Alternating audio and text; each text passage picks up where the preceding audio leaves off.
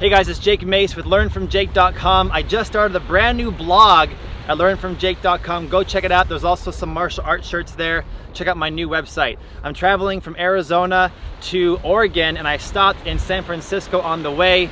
I'm about to be homeless for a year as I farm, do martial arts, and travel the world for a year. Check out my other two YouTube channels down below, Vegan Athlete for gardening and Adventures with Jake and Nicole for the daily vlog of my trip. I'll keep doing traditional Chinese martial arts, Qigong, and Tai Chi videos on this channel as I travel. So subscribe, and I hope you guys are excited for where I'll be training next. It might be in your country. As I pass through San Francisco, I have a longtime Kung Fu brother that I've trained with for many years.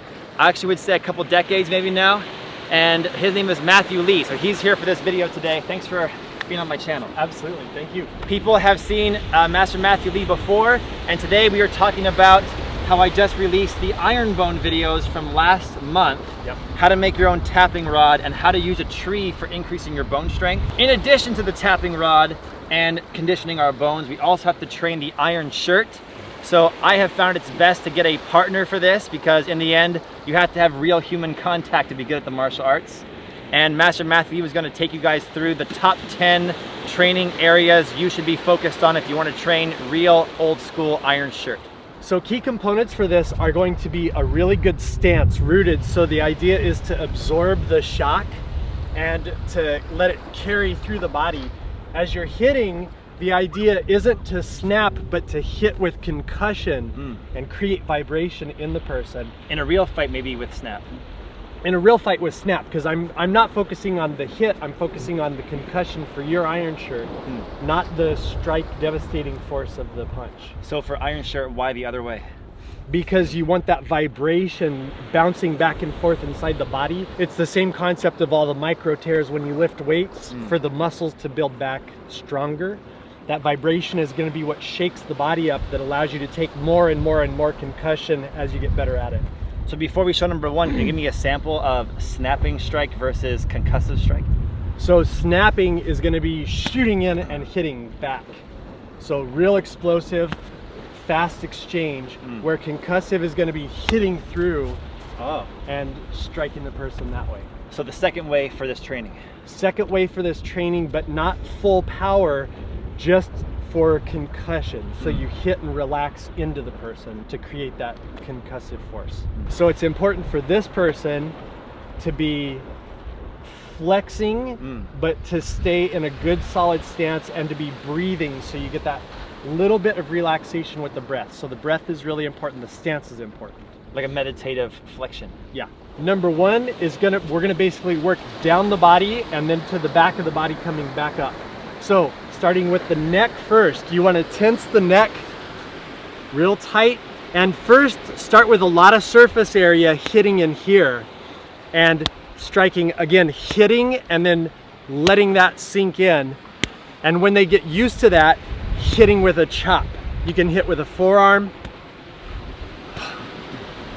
One more, just like that. So nice and concussive, just enough push their limit of what they can take. Don't do too much. Start low and work up to what they can take and then push them just a little bit. So this is conditioning maybe my skin, muscles, bones, but also my mind to what taking a shot feels like. Definitely. Yeah, you get closer and closer to actually real strikes. When you get to where you're getting really heavy strikes, you're being trained for real concussion. So somebody might hit you and it's not even as much as your iron bone partner would be hitting you with. So it's like trivial in comparison. Yeah.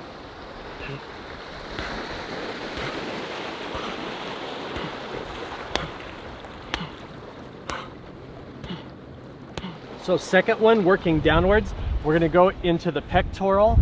So again, a lot of surface area and a lot of concussion. So hitting in.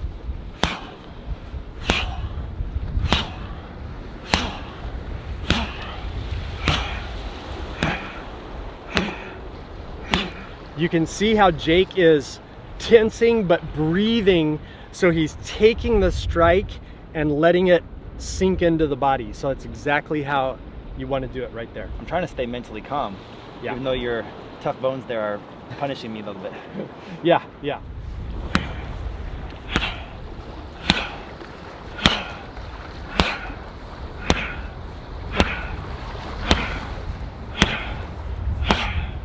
So again, I'm actually hitting with all 4 knuckles for maximum surface area to maximize the transfer of concussion into the body. So third target is going to be the outside on the ribs. So you can work kind of this whole area up and down in this area here for the ribs, hitting just like that.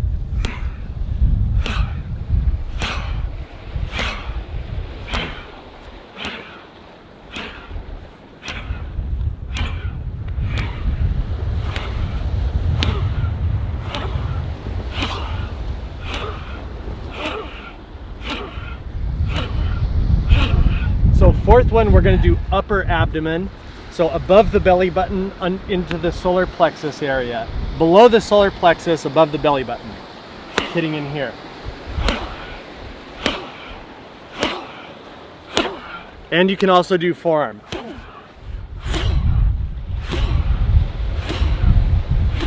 That one's also giving me the sensation of having my air knocked out a little bit. And I think as a fighter, it's important to have your air knocked out once in a while so you know how you react when that happens. Definitely. You're right in that solar plexus area. So you want to build up those muscles to give any amount of protection in there. But that's exactly what you're conditioning against, is that strike that just takes everything out from you. 5 is going to be below the belly button, low abdomen, above the pubic bone, below the belly button. Hitting in here. I'm going to do 5 this way and 5 with the forearm. So hit and relax. In and with the forearm.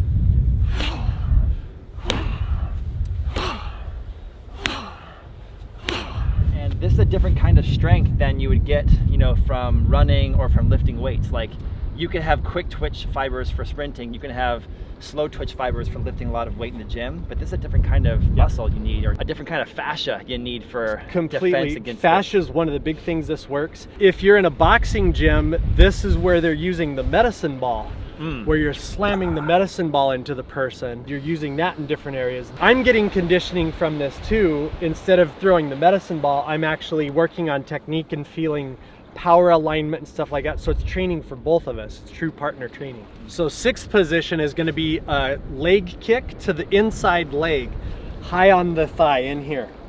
So just on this one, the most important thing is to make sure to stay away from the knee joint. A couple inches above the knee joint is necessary here. Hit and relax into it. So hit and relax, hit and relax. He has to relax too, because if he tries to fight this, he could tweak the knee. So he's holding the position, but allowing it to flex and yield just a little bit. So that's an example right there, somebody with 20 plus years of iron shin training coming into my muscle. That last one cut me hard and hurt. I felt the bone on that one, just a little bit. I did. You felt my femur bone? I did. Oh my God. But that's important for a fighter to know, is what happens when you get a leg kick done to you. Yes. And you're smart to quit before it is becoming an injury. You don't want to go hardcore and be injured and not be able to do it again next week. You want to stop before there's injury, but you want it to be torn up enough it's going to grow back, like weightlifting or anything like that. So this is not about breaking somebody. This is about communicating with your partner. Maybe if we were training for real, we're trying to do 20 reps, I'd be like a little lighter, a little stronger, a little lighter, a little stronger. And tell you how to condition. Absolutely. So if this is a brand new partner and I'd never worked out with them before, I'm going to start with like 10% of my kick. We can communicate like heavier, lighter, constant feedback. So the first one would be more like this. Yeah, got that all day. Okay, so then a little harder. Okay, that's good.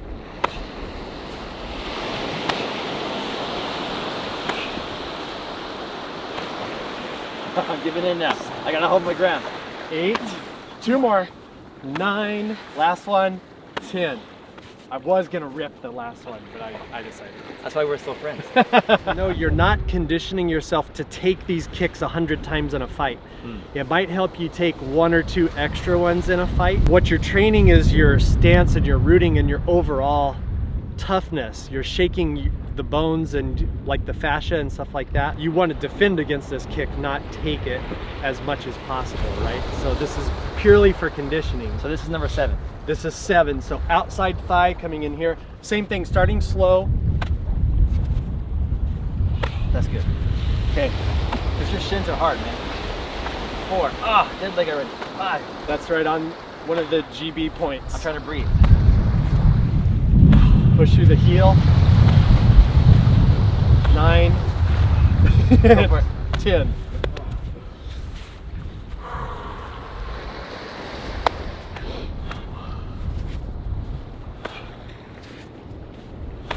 There we go.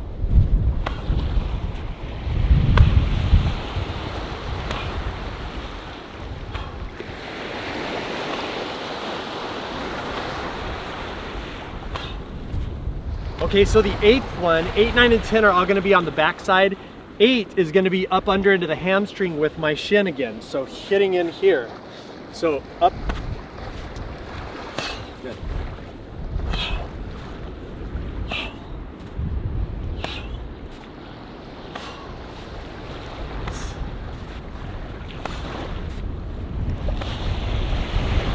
Other side, again, starting slowly. Each one going a little more power until the partner gives feedback to stop at that power.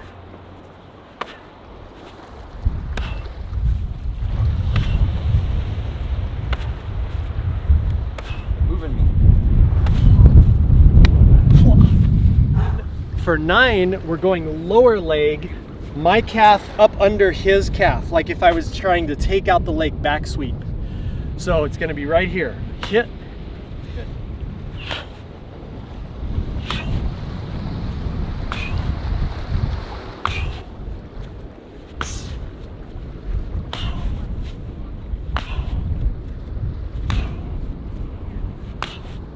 And you can tell it's concussive because it's moving him. If I was snapping it, it would just be jolting him. And take me out. Yeah, but this is working as rooting because it's moving him a little bit. So, all right, other side. Good.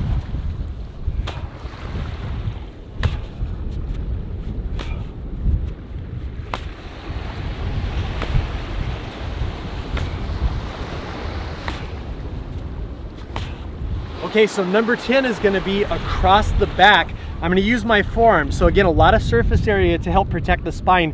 He's also bowing the back out here, and I'm going just under the shoulder blades, and I'm gonna bump just like that. So just nice and concussive.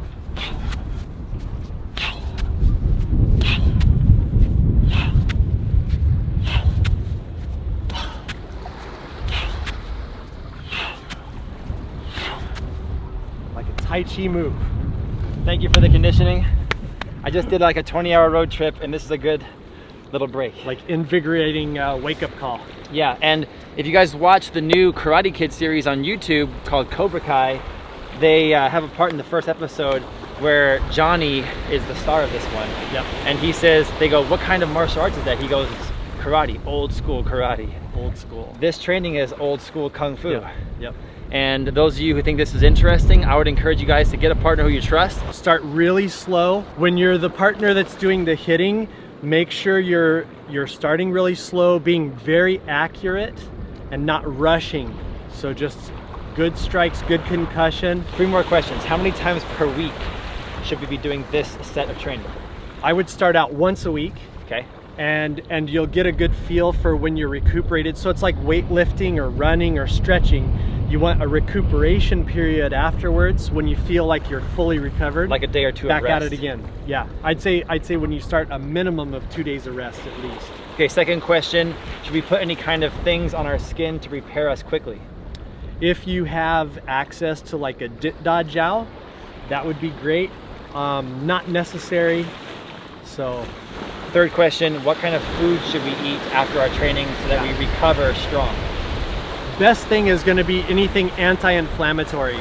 So cactus fruit, turmeric and black pepper, spicy foods to get circulation and get the system healthy. Vegetables be good for the anti-inflammation. If you guys like this kind of training, tell us down in the comments. Please be safe when doing this old school kung fu. Get a partner who you can train with consistently, communicate with each other, and down in the comments, let me know how your guys' training goes. You guys can find all of Matthew Lee's social media, Instagram, YouTube down below. And now as the camera fades to black, it's your turn. Payback time. Here we go. Deep breath in. Breathe out. Breathe out. Breathe out.